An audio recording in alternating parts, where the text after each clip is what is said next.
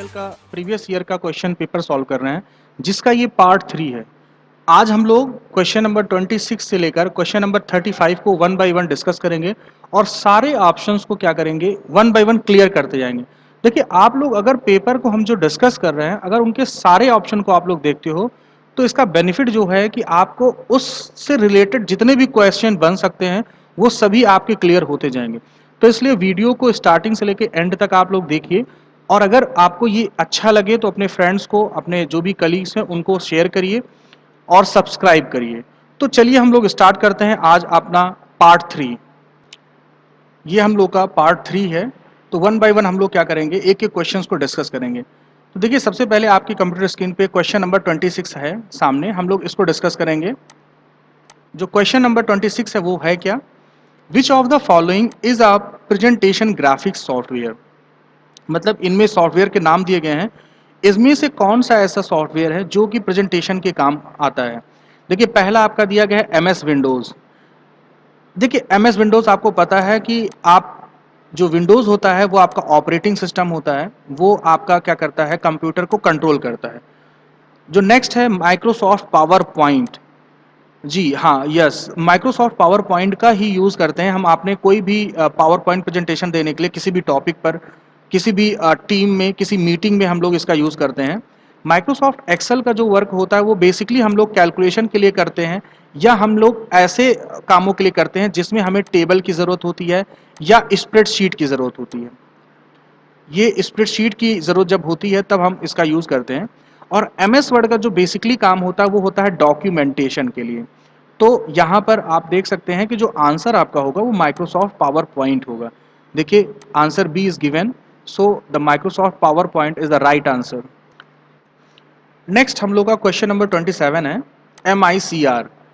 M I C R stand for, M I C R का पूरा नाम क्या है। ठीक है, तो देखिए, पहला ऑप्शन जो है मैग्नेटिक इंक कैरेक्टर रिकॉग्निशन, दूसरा magnetic ink code recognition, third magnetic ink cases recognition, and fourth one none of these. देखिए, जो इसका करेक्ट आंसर होगा वो होगा आपका A, magnetic ink character recognition. अब ये यूज कहाँ होता है, जब आप लोग बैंक में चेक को जमा करते हैं, ठीक है, उसको सबमिट करते हैं क्लियर, तो उसके नीचे देखिए एक बार टाइप का बना होता है। ठीक है, ये क्या करता है, वो उसी बार को स्कैन करके आपका अकाउंट नंबर, आपकी सारी डिटेल क्या करता है, वो कंप्यूटर स्क्रीन पर दे देता है। तो जो वहां का रिप्रेजेंटेटर होता है वो आपका चेक को क्लियर करने के लिए, उसको एक्सेस करने के लिए अलाउ कर देता है। तो बेसिकली जो एमआईसीआर यूज होता है वो बैंकिंग में होता है, चेक को क्लियर करने के लिए। So the next question 28, what is full form of OMR. OMR का पूरा नाम क्या है। पहला ऑप्शन है optical mark reader, optical mark reading, optical moon right, and optical me right. इस ऑप्शंस को देखकर इजीली में आप क्लियर कर सकते हैं कि जो फर्स्ट ऑप्शन आपका है optical mark reader, this is the right answer of this question. अच्छा, ये यूज कहाँ होता है, जब हम लोग ऑनलाइन एग्जाम, ऑफलाइन एग्जाम जब हम देते हैं तो हम लोग को जो ओएमआर शीट मिलती है तो उसमें हम लोग क्या करते हैं, ब्लैक ब्लैक करके उसको फिल करते हैं। ठीक है, वो जो हम लोग करते हैं अपनी पेंसिल से या पेन से, तो वो क्या करता है, ओएमआर स्कैनर जो होता है उसी पॉइंट को स्कैन करता है। ठीक है, तो यहां पर इसका ये काम होता है ओएमआर का, इसका पूरा नाम जो है वो ऑप्टिकल मार्क रीडर है। So our next question is question number 29. The resolution of a printer is measured in. देखिए, प्रिंटर का जो रिजोल्यूशन होता है वो किस में मेजर किया था, उसका यूनिट ये पूछ रहा है। पहला होता है मेगाबिट्स, सेकेंड हर्ट्ज, आपका third dots per inch, and fourth is inches. देखिए, जो भी आपका कोई भी प्रिंटर होगा, जब भी आप उसकी यूनिट को मेजर करेंगे तो वो डीपीआई में करते हैं, हमेशा इसको शॉर्ट फॉर्म में यूज करते हैं डीपीआई, जिसका जो पूरा नाम होता है वो होता है dots per inch. So the correct answer is C. Okay, so next question is question number 30, which of the following networks uses telephone lines. निम्नलिखित में कौन से नेटवर्क में टेलीफोन लाइनों का प्रयोग किया जाता है। ठीक है, देखिए, ये हमारे टाइप्स हैं अगर नेटवर्किंग के, हम आपको यही बता दें। पहला जो होता है वैन, वाइड एरिया नेटवर्क इसका फुल फॉर्म है। लैन आपका लोकल एरिया नेटवर्क है। पैन पर्सनल एरिया नेटवर्क है। आपका ये वायरलेस, ये मीडियम है। ठीक है, एक होता है वायर्ड मीडियम, एक होता है वायरलेस मीडियम। तो बेसिकली जो आपका टेलीफोन लाइन यूज किया था वो होता है आपका WAN, वैन, जिसमें वाइड एरिया नेटवर्क में आपका टेलीफोन लाइन का यूज किया जाता है। देखिए आपका जो अगर नेटवर्क की बात करें, अगर इनकी टाइप की बात करें, तो पहला जो टाइप है वो आपका ये है, आपका लैन होगा। वैन अगर आप लिख देंगे नंबर कोई दिक्कत नहीं है, आप इसको रख दे 2 नंबर, आपका लैन हो गया। ये तीसरा हो गया आपका पैन, और आपका जो चौथा टाइप होता है वो होता है आपका मैन, जिसको आपको फुल फॉर्म जो होता है मेट्रोपॉलिटन एरिया नेटवर्क। ठीक है, लैन क्या करता है, लैन एक बिल्डिंग में इसका यूज किया जाता है। आपका जो पैन होता है, पैन क्या करता है, एक कंप्यूटर के आप जैसे कीबोर्ड को आप कनेक्ट करते हो, कीबोर्ड को आप कनेक्ट कर दिया आपने, माउस को कनेक्ट कर दिया, स्पीकर को कनेक्ट कर दिया, तो आपका ये जो हो गया आपका ये पैन हो गया। ठीक है, नेक्स्ट है मैन। मैन कब क्या होता है, मैन को जैसे आप एक सिटी से दूसरे सिटी, जैसे इस समय हम लोग अयोध्या में अगर हैं, अयोध्या से सुल्तानपुर, बाराबंकी, अगर इसको कनेक्ट करते हैं हम लोग, तो ये आता है metropolitan area network, that is man. So question जो है वो टेलीफोन लाइन का पूछ रहा है, किसमें यूज किया था, वो होता है आपका वैन। सो स्टार्ट करते हैं question number 31। The entire worksheet in Excel can be selected by, जैसे आपका एक वर्कशीट में आपको पता है कि बेसिकली जो वर्कशीट में अगर बात किया जाए तो बाय डिफॉल्ट जो शीट होती है वो 3 होती हैं, जिसका नाम सीट 1, सीट 2 और सीट 3 होता है। अब आप सीट्स के जो नंबर हैं उनको इंक्रीज भी कर सकते हैं, उनको डिक्रीज भी कर सकते हैं। तो इसमें जो क्वेश्चन पूछा है कि आप सभी शीट, एक वर्कशीट को पूरा सेलेक्ट करने के लिए आप कौन सा शॉर्टकट की यूज करेंगे। जो पहला ऑप्शन है आपका कंट्रोल प्लस स्पेस बार, ठीक है, ये पहला ऑप्शन है। दूसरा आपका है आपका कंट्रोल शिफ्ट प्लस स्पेस बार। तीसरा जो ऑप्शन है shift plus space bar, and fourth one is all of these. देखिए जो आप एक साथ सारे वर्कशीट को, अगर आपको एक वर्कशीट के सारे शीट को अगर आपको क्या करना है, सेलेक्ट करना है, सो जो आप यूज करेंगे शॉर्टकट की वो होगा आपका answer number B, that is the control plus shift plus space bar.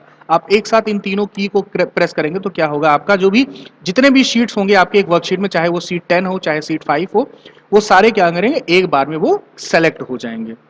So our next question, question number 32, which of the following is not an image file extension। देखिए इसमें एक चीज वर्ड ध्यान से आप लोग देखिए, नॉट मतलब इसमें से कौन से फाइल फॉर्मेट में इमेज का फॉर्मेट नहीं है। फॉर्मेट एक्सटेंशन मैंने बताया था, जिससे हम लोग फाइल को देख सकते हैं कि वो कौन से एप्लीकेशन का है। देखिए पहला जो है डॉट जेपीईजी, हमने इसका फुल फॉर्म भी लिख दिया है, इसका फुल फॉर्म है जॉइंट फोटोग्राफिक एक्सपर्ट्स ग्रुप। ठीक है, तो आपको पता है कि ये एक इमेज का ही फॉर्मेट है, ये उसका ही एक्सटेंशन है। ये बी डॉट पीएनजी, ये भी इमेज का ही आपका एक्सटेंशन है, पोर्टेबल नेटवर्क ग्राफिक्स इसका नाम होता है full form. Dot GIF, graphic interchange format. ठीक है, तो ये तीनों जो हैं वो आपके इमेज के ही एक्सटेंशन है। आपका जो फोर्थ है डॉट वेब, देखिए डॉट वेब क्या है, ये आप जब भी ऑडियो रिकॉर्डिंग करते हैं फोन की, तो वो उसकी रिकॉर्डिंग या साउंड जो क्या करता है वो डॉट वेब में सेव होता है, तो ये एक साउंड फाइल का एक्सटेंशन है आपका। ये क्या होगा ये, तो यहां पर इन्होंने पूछा था कि क्या नहीं होगा इनमें से इमेज का, so the right answer is answer D, that is the dot web. So our next question, question number 33, in Windows the shortcut shift plus del, देखिए ये प्लस है, shift plus delete is use to, जब एक साथ shift और delete press करते हैं किसी फाइल को सिलेक्ट करके तो इसका क्या मतलब है। पहला option, delete the selected item permanently without placing the item in the recycle bin. देखिए रिसाइकल बिन वो प्लेस होता है जब आप किसी फाइल को डिलीट करते हैं तो बाय डिफॉल्ट वो रिसाइकल बिन में चला जाता है, जहां से आप उस फाइल को दोबारा आप यूज कर सकते हैं। कॉपी द सिलेक्टेड आइटम, किसी चीज को सिलेक्ट करके आप उसको कॉपी कर सकते हैं। रीनेम द सिलेक्टेड फाइल, किसी भी फाइल को आप रीनेम कर दें जो भी सिलेक्ट किया है आपने। And the fourth one is create a shortcut to the selected item. So देखिए आपका जो आंसर होगा वो होगा ए, क्योंकि आप जब भी शिफ्ट के साथ डिलीट प्रेस करते हैं किसी फाइल पर तो वो क्या होता है, वो परमानेंटली डिलीट कर देता है और वो रिसाइकल बिन में नहीं आकर वो आपके सिस्टम से हट जाता है। तो यहां पर ये आंसर आपका ए होगा। So our next question is question number 34, CAD जिसको कैड बोलते हैं, कैड स्टैंड्स फॉर, कैड का पूरा नाम क्या है। सो द पहला ऑप्शन यहां पर है computer aided design, second option is computer application in design, third है computer algorithm design, and fourth one none of this. देखिए कैड का मतलब पहले हम समझते हैं इसका यूज कहाँ किया था। ये एक्चुअली बेसिकली जो है वो इंजीनियरिंग में यूज किया था, जैसे आपको कोई घर बनाना है या कोई मशीन बनाना है, ठीक है ना, उस मशीन का जो 3D या 2D लेआउट होता है, तो बेसिकली वो चलेगा कैसे, वो बनेगा कैसे, उसके सारे एलिमेंट्स जो हैं वो कहाँ कहाँ कनेक्ट होंगे। तो जो 3D और 2D ग्राफिक्स बनता है किसी भी बिल्डिंग का, किसी भी मशीन्स का, वो इसके कैड के थ्रू बनता है। इसलिए जो इसका पूरा नाम है वो है कंप्यूटर एडेड डिजाइन। ठीक है, सो the correct answer is a. ठीक है, तो ये बेसिकली इंजीनियरिंग डिपार्टमेंट में यूज किया जाता है, या किसी भी सिस्टम का, किसी भी डिवाइस का, किसी भी बिल्डिंग का लेआउट प्रिपेयर करने के लिए इन द 2D या 3D। 2D का फुल फॉर्म जो होता है वो 2 डायमेंशनल होता है और 3D का होता है 3 डायमेंशनल।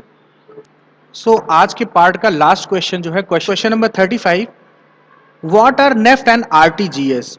इसका मतलब क्या होता है, नेफ्ट और आरटीजीएस का मतलब क्या होता है। पहले ऑप्शन देखते हैं। Cheque truncation process, electronic fund transfer bank to bank, मतलब आप पैसे भेज सकते हो एक बैंक से दूसरे बैंक में। Electronic payment product with in a bank, किसी बैंक के प्रोडक्ट को पेमेंट करने के लिए किया जाता है। Various deposit products.